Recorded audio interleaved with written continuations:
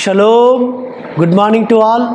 పరమతండ్రి సన్నిధానంలో మీకు ఆత్మీయమైన ఆశీర్వాదం సమృద్ధిగా కలుగునుగాక.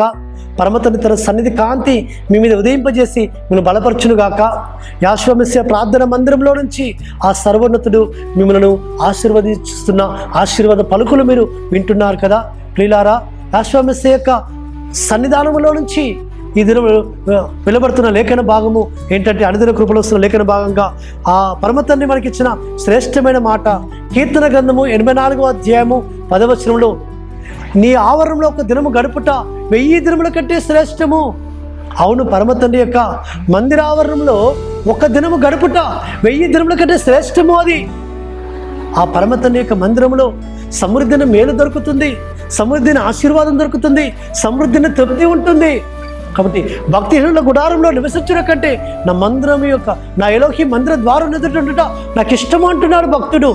కాబట్టి ఆ విధంగా ఎలోహి మందిరంలో కనబడాలని, మందిరంలో చేరి ఆయన ఆరాధించాలని, మందిరంలో చేరి ఆయన ముఖ ప్రసన్నత చేసుకోవాలని, ఆయన సన్నిధిలో యొక్క మేలు చేత తృప్తిపరచబడాలని భక్తుడు ఆశపడుతున్నాడు. దుప్పి నీటి వాగుల కొరకు ఆశపడుతున్నట్టుగా ఆయన మందిర ఆవరణలో నిరంతరం జీవించాలని ఆశపడుతూ వస్తుంటున్నాడు. మనం ఏ విధంగా ఆశపడుతున్నాం, ఏ విధంగా ఆయన ఆరాధిస్తున్నాం, ఏ విధంగా గణపరుస్తున్నాం, ఏ విధంగా ఆయన మందిరంలో చేరి ఆయన నియమకాలను ఆచరిస్తున్నాం, ఆయన సబ్బాతును ఆచరిస్తున్నాం. పరమతండ్రి ఆశపడుతున్నాడు నీవు ఆయన మందిరంలో జీవించాలని, ఆయన మందిరంలో ఒక దినం గడపాలని, ఆయనతో సహవాసం చేయాలని, ఆయన సన్నిధిలో నువ్వు గడపాలని. కాబట్టి పరమతండ్రి యొక్క సన్నిధిలో గడపడము ఎంతో శ్రేష్టమైన జీవితము.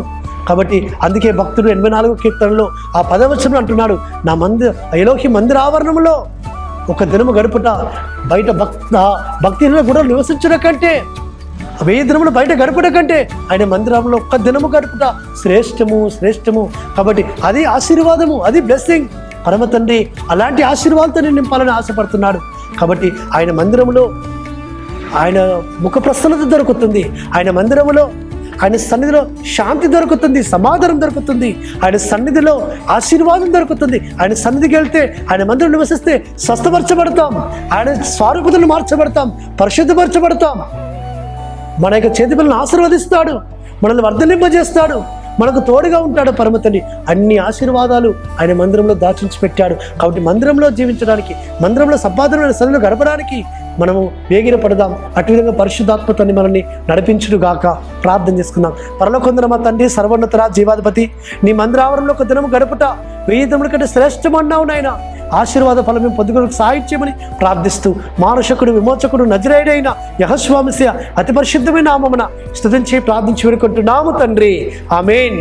సర్వోన్నతుడు, సర్వాధికారిని యెహోషువ మెస్సియా కృపా కనికరము నిరంతరం తోడుగా ఉండి మనల్ని బలపరిచి నడిపించును గాక. ఆమేన్.